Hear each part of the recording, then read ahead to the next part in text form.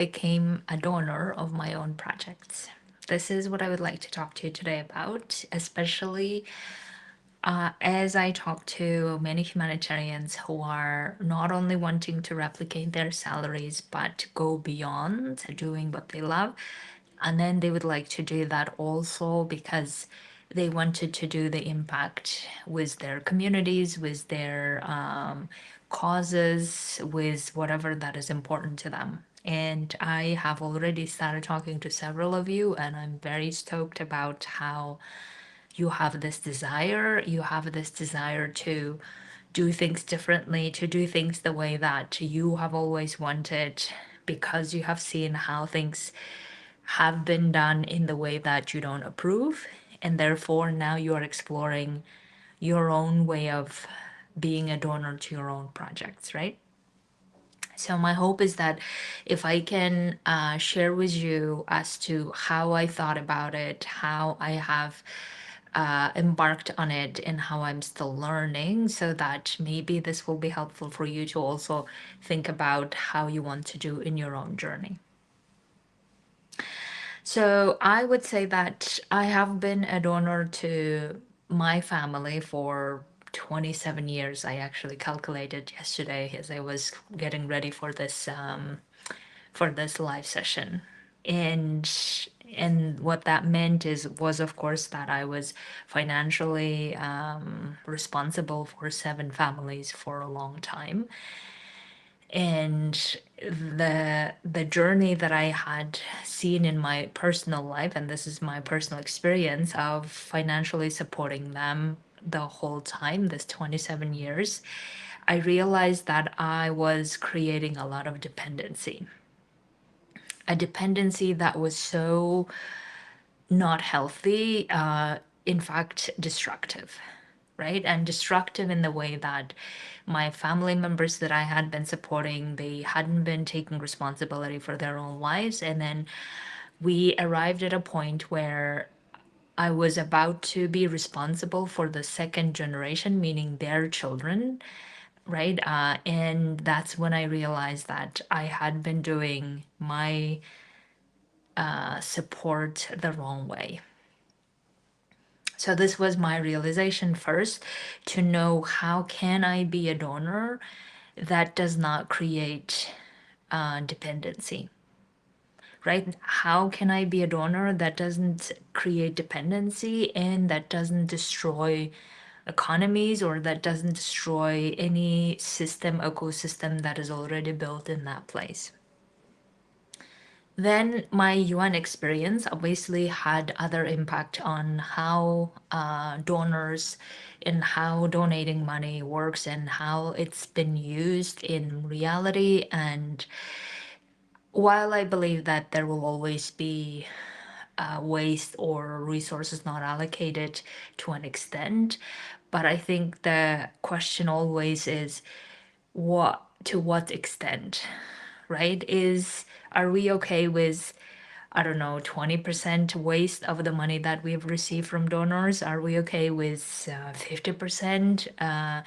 And why do we even accept that it's okay 50%? So these are all the questions, obviously, that I had reflected on when I was working in the UN. And the me being a humanitarian and learning how donors' money are spent and how it works and all of this, I have, at least for myself, learned the lesson of the only two ways that I believe donor money can be spent in a healthy way. And by healthy, I mean in a sustainable way or in a way that has an immediate impact.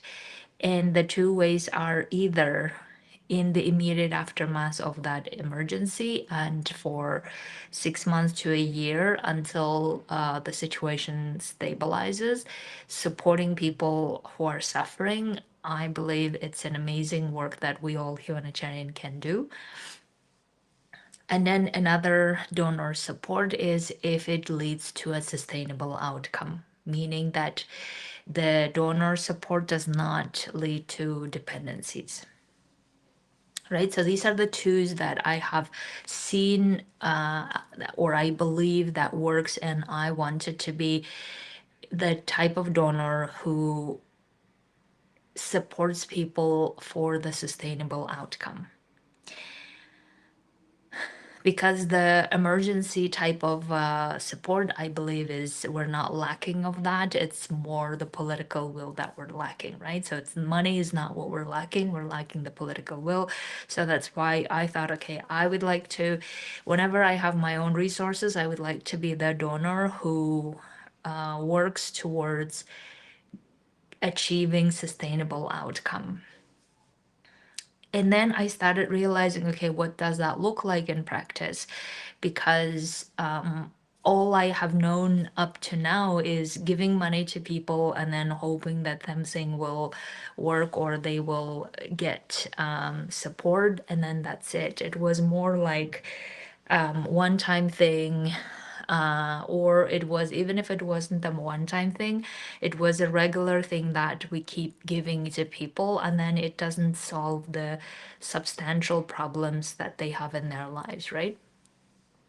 So up to now, I have also calculated, I think I have spent as a donor in my own projects in Kyrgyzstan, I have spent about 35 no $40,000, and I have also got other investors, humanitarians who wanted to do this together. I have brought their $20,000, so we have 60,000 that we have supported people in my country in doing two types of project. And one was, so I had first the idea that if I can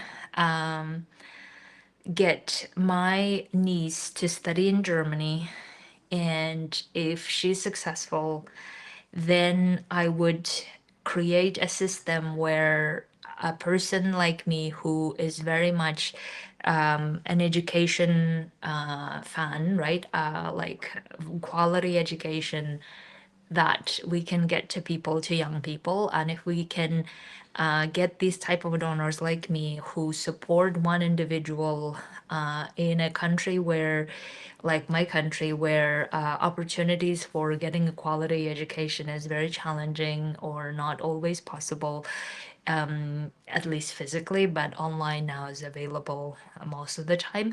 So therefore, how can we get those young people to study in prestigious universities, and other people like myself who donate their time in money to send them to education, right? That was the first idea where I invested a lot of money, and I wanted to test it out through my niece, and then getting more people to do that. Now I have unfortunately failed miserably. And this is also, by the way, is another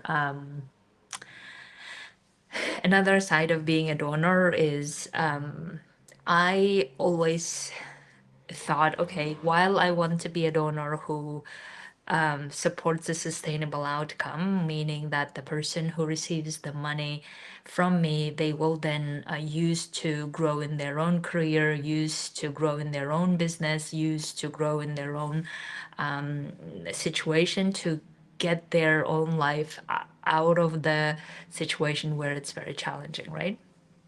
So, and also I wanted to take all the risks from that person. And I think this is one of the criticism that we probably have heard, where donors don't want to take risks, certain risks, therefore they end up supporting or financing big organizations, and therefore local grassroots level organizations are left without any funding because they are considered too risky, right? So my idea was that, okay, I want to take over all the risks, and also I want to support young people in getting education in Germany, and eventually, how can we do that? It's sustainable, so that they then create network of young people who have studied and who have grown, and how they keep then funding other young people to study. This was the idea. And then, by the way, this also idea was because I studied in Germany with the scholarship money, and I benefited from that study so much so that my life has changed entirely. And I believe that this could be possible for so many other young people who are not eligible for the scholarship or who cannot get the scholarship because their basic level education in school is so of low quality that they may not ever be able to compete with others who have from the beginning a great education, right? So because in order to participate in the scholarship, obviously you need to be very competitive. In order to be competitive, you need to have at least great bases. I was the one, I think, I don't know, by many considered an exception, that I tried. I was more determined and committed to making things work, and I have gotten exceptional treatment from the scholarship as well because I was the only one from that region. But this system is not working, so therefore, how can I get young people to study in universities that I have studied without the scholarship if they cannot get the scholarship? And then when I sent my niece to study, and we have tested out this whole route, and then the thing that I didn't take into account that made me fail miserably is while she got everything from me, all the funding and everything, and she went to study in Germany for about a year, the fact that we didn't take into account that how she was so terrified of not being able to study with others, to not being able to integrate with others, how she was not handling anything at all, and she was feeling even more behind and more behind. And then at some point, that fear got so huge that it made her drop out of the university and go back home, right? And this part I hadn't considered at all, and that made me fail miserably and lose all the money. But this is what happens when you become a donor of your own projects, is some of the times you fail miserably, and that was my experience. So the next idea that I had, okay, where I want to put my money. Now here, the donor, the way that I wanted to be a donor is I wanted to be not only a donor, I wanted to be an investor, because I thought if I just give them money and say, okay, you guys do with it whatever you want and I don't care, then it felt like they will not be serious about starting the business, because I wanted to support women, some women that I know in Kyrgyzstan who wanted to do the clothing, sewing clothing and then selling online. And I wanted to be a donor who is an investor, really. And and the way that I thought is this, is that if I invest X amount of money in them, and I also got other people invest in them, and then if they know that they need to pay back this money, then they will be more serious about doing this and making this work. And in fact, we have some of the investors gotten their money back, so things are working even though with a lot of challenges. So we're talking about, I think, 10 women who are benefiting from this, and when I get my money back, then my idea is how can I keep reinvesting this in other women.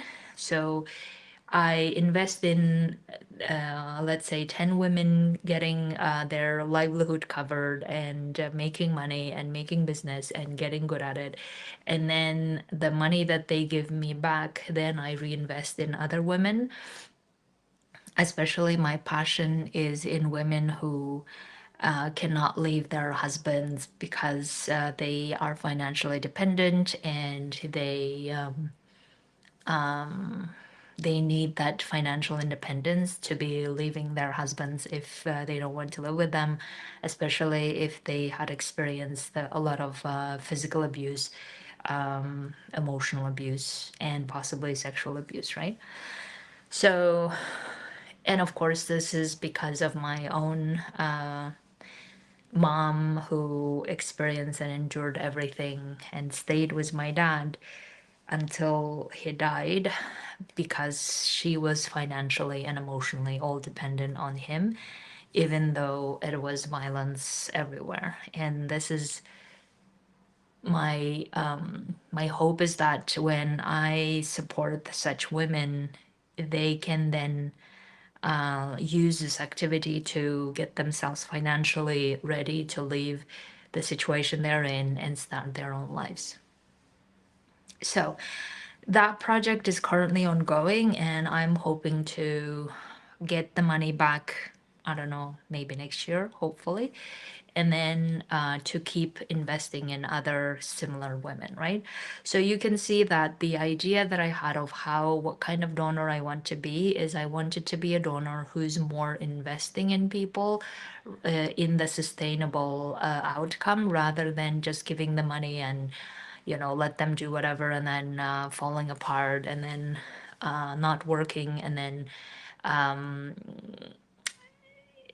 like not having the ownership in this and then me feeling frustrated about it, them feeling frustrated about it, and then not getting to anywhere, right?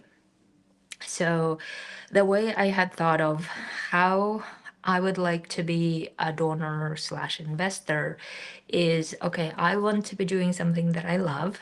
And from doing something that I love with people who really want to do this with me, then from that money, I will be investing in the projects in the places that I really want to.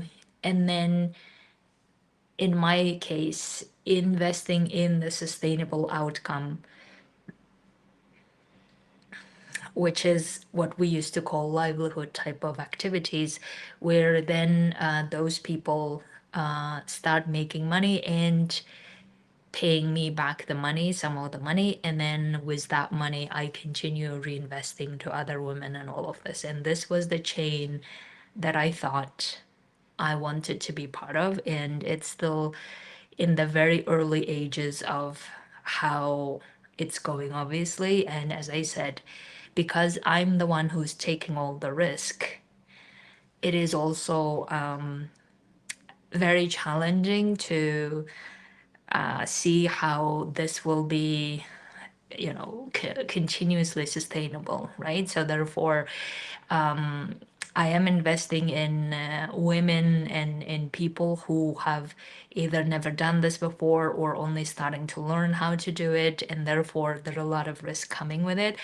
But I'm willing to do that because A, it's my money, and B, I feel like if we don't have such donors who are willing to take over all of that risk, we will never be investing and growing the grassroots level people, right? Because we will be always going for the organization who has already the infrastructure. And if we keep always going to the organizations who have the infrastructure, then while amazing, I mean, there are a lot of organizations who are doing great job, we will still neglecting those who are starting from like zero, basically from scratch, and who are wanting to change and who are wanting to change their own lives, wanting to change people around them. They don't get that support that they need to at least go like through the first hump, right? And therefore I feel like we need to have more donors like humanitarians not only know who not only know what's like how humanitarian work has been done so far, right? Who not only know how the money that is taken from donors and how it is spent, and they can see that, and then they start seeing, okay, these are the things that I don't agree with, how things are done. So then, how else can I do it myself or with a group of people, whichever the way? And that's really my hope to do this humanitarian mastermind, humanitarian millionaires mastermind, is where can we get more people who not only are able to make their own living, but also able to support and be donors of their own projects and doing things in ways that hasn't been done before.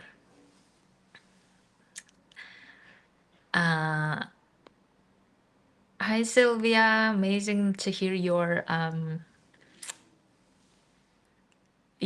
comments. Let me just read them out. Thank you for sharing this. It has given me hope for the things I will want to do. I just hope to meet someone one day will make my dream come true, which is to rebranding of Gary Milk Sugar and Gran Nuts 4-in-1 business.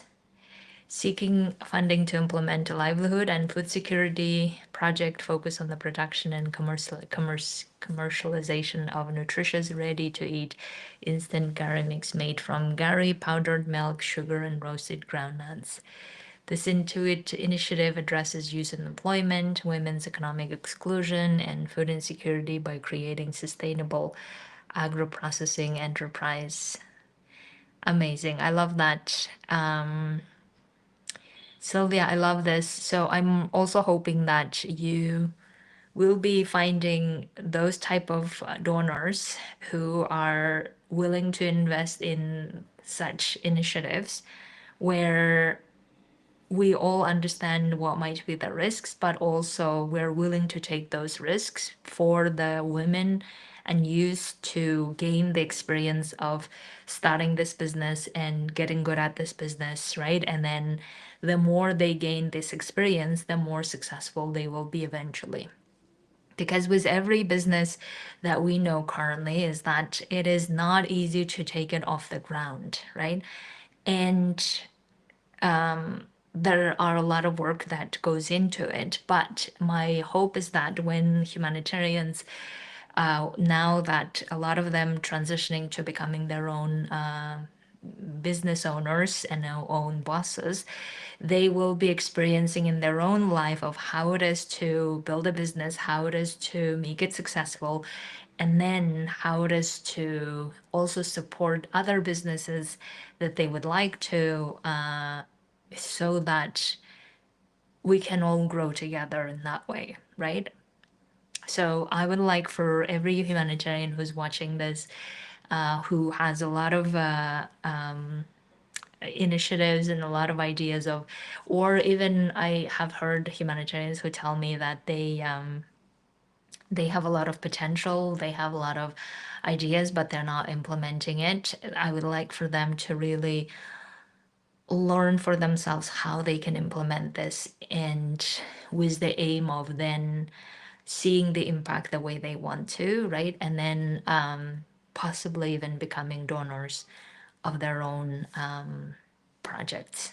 And if you would like to do this with me, I would love to invite you to be a part of my mastermind, where we really get you from having the ideas, but also implementing the ideas and getting it to a level that makes you feel successful and sustainable, the money that you're receiving, so that you start seeing how you have that ability to be making that amount by doing what you love, and then possibly even scaling to a level where you start then becoming the donor of your own projects. Okay, my dears, it was absolute pleasure to do this together.